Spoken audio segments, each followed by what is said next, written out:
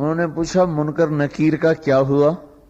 سوال جواب ہوتا ہے نا، منکر نکیر آتے ہیں، ان کا کیا ہوا؟ کہا وہ آئے تھے تو انہوں نے مجھ سے کہا من رب کی، تیرا رب کون ہے، تیرا رب کون ہے؟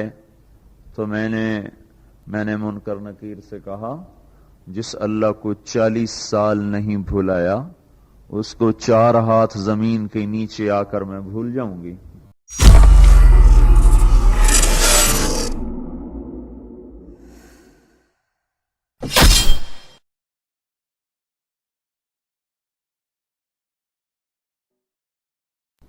رابعہ بصری رحمت اللہ علیہ کو دنیا سے گئے ہوئے 1200 سال ہو چکے ہیں، لیکن ان کا نام آج بھی زندہ ہے، رابعہ بصری۔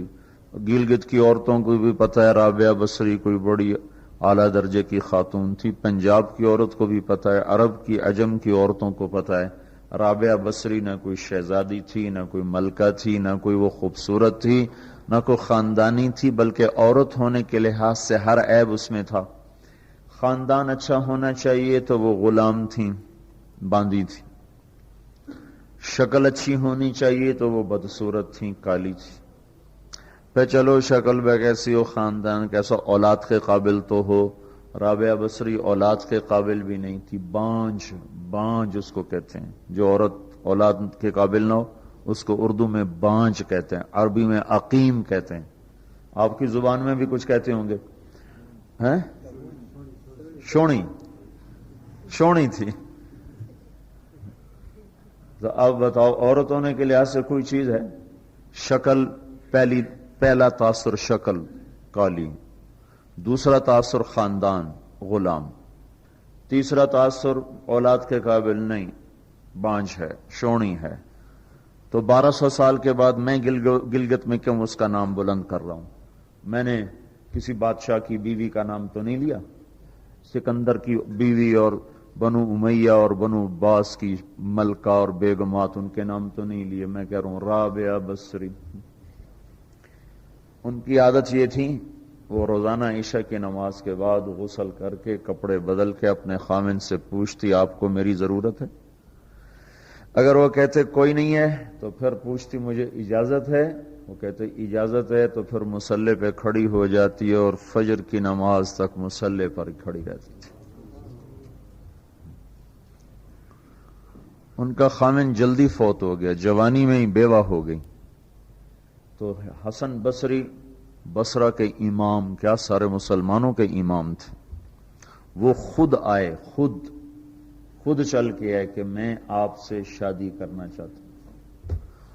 وہ کوئی شادی کا شوق نہیں تھا ان کو، وہ تو اولاد کے قابل نہیں، شکل صرف ان کی نیکی اور ان کا جو اللہ سے تعلق تھا، ان کو یہ لالچ ہوا کہ یہ میری بیوی ہو جائے تو اس کی تو فعل شاید میری بخشش ہو جائے۔ تو ان کے پاس آئے، کہنے لگے رابعہ میں آپ سے شادی کرنا چاہتا ہوں، خود پیغام لے کر آئے۔ تو انہوں نے فرمایا میری 4 باتوں کا جواب دے دو تو میں شادی کر لیتی۔ کہنے لگے کیا؟ کہ یہ بتاؤ میں جنتی ہوں کہ دوزخی ہوں؟ کہنے لگے یہ تو میں کچھ نہیں کہہ سکتا۔ اچھا یہ بتاؤ جب اللہ تعالیٰ قیامت میں اعمال نامے اڑائے گا، کسی کے سیدھے ہاتھ میں آئے گا، کسی کو الٹے ہاتھ میں آئے گا، میرے سیدھے ہاتھ میں آئے گا کہ الٹے ہاتھ میں آئے گا؟ کہنے لگے یہ بھی کچھ نہیں بتا سکتا۔ کہنے لگے اچھا یہ بتاؤ جب اللہ نیکیوں کو تولے گا، کسی کی نیکیاں بڑھ جائیں گی، کسی کے گناہ بڑھ جائیں گے، میرے گناہ زیادہ ہوں گے نیکیاں زیادہ ہوں گی؟ کہا یہ بھی نہیں بتا سکتا۔ کہ اچھا یہ بتاؤ جب لوگ پل صراط سے گزریں گے کوئی پار نکل جائیں گے، کوئی نیچے گر جائیں گے، تو میں پار نکلوں گی کہ دوزخ میں گروں گی؟ کہنے لگے یہ بھی میں نہیں بتا سکتا۔ تو پھر فرمایا اچھا جاؤ مجھے تیاری کرنے دو، مجھے ان 4 باتوں کی تیاری کرنی ہے، میرے پاس شادی کے لیے وقت کوئی نہیں ہے۔ ایک دن اٹھی، سالن پکانے کے لیے سالن ہانڈی، دیکھا تو پیاز کوئی نہیں، اب پیاز کاٹ کے ہانڈی میں ڈالا جاتا ہے۔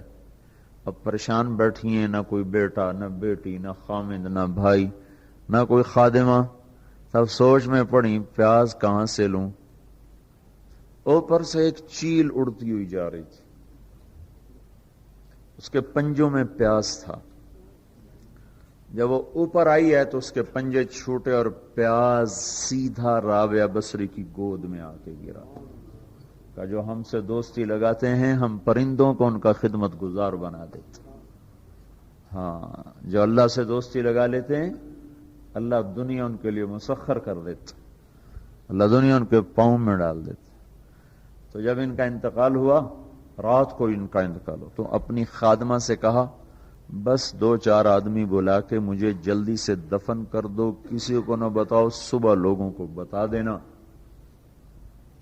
اور مجھے کفن دینا میری اس چادر میں جس میں میں تہجد پڑا کرتی تھی. تو انہوں نے راتوں رات دفن کر کے صبح اعلان کیا، شور مچ گیا، ہائے کیوں بتایا، کیوں نہیں بتایا، کیوں. تو اگلی رات ان کی خادمہ نے ان کو خواب میں دیکھا، سبز لباس پہنا ہوا، حسن و جمال، سورج چہرے پہ چمک رہا. پوچھا آپ کے ساتھ کیا ہوا؟ کہا میرے اللہ نے میرے ساتھ بہت عمدہ معاملہ کیا. کہا آپ کی وہ چادر کہاں گئی جس میں آپ کو کفن دیا تھا؟ کہا وہ اللہ تعالیٰ نے اتار لی ہے اور مجھے جنت کا جوڑا پہنایا ہے، اور اس چادر کو اللہ نے سنبھال کے رکھا ہے، جب قیامت کے دن میری نیکیوں کو اللہ تولے گا تو اس چادر کو بھی اس میں تولے گا. انہوں نے پوچھا منکر نکیر کا کیا ہوا؟ سوال جواب ہوتا نا، منکر نکیر آتے ہیں، ان کا کیا ہوا؟ کہا وہ آئے تھے تو انہوں نے مجھ سے کہا من رب کی، تیرا رب کون ہے، تیرا رب کون ہے؟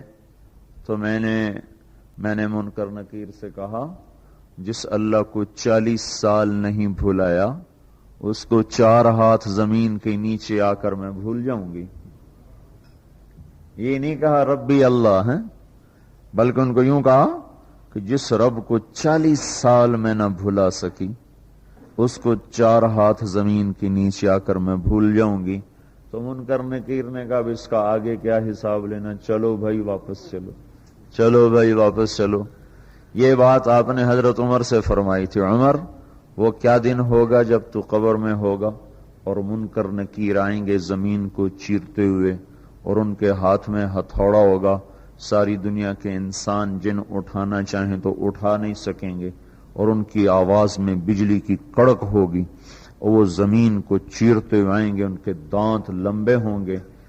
تو وہ آ کر تم سے سوال کریں گے من ربک ما دینک من نبیک. تو حضرت عمر کہنے لگے یا رسول اللہ میرے ہوش ٹھیک ہوں گے، جیسے میں اب بیٹھا ہوں میں ایسے ہوں گا؟ تو ہمارے نبی نے فرمایا ہاں تو ایسے ہی ہوگا جیسے تو اب بیٹھا ہوا ہے. تو کہنے لگے پھر میں اچھی طرح ان سے نمٹ لوں گا.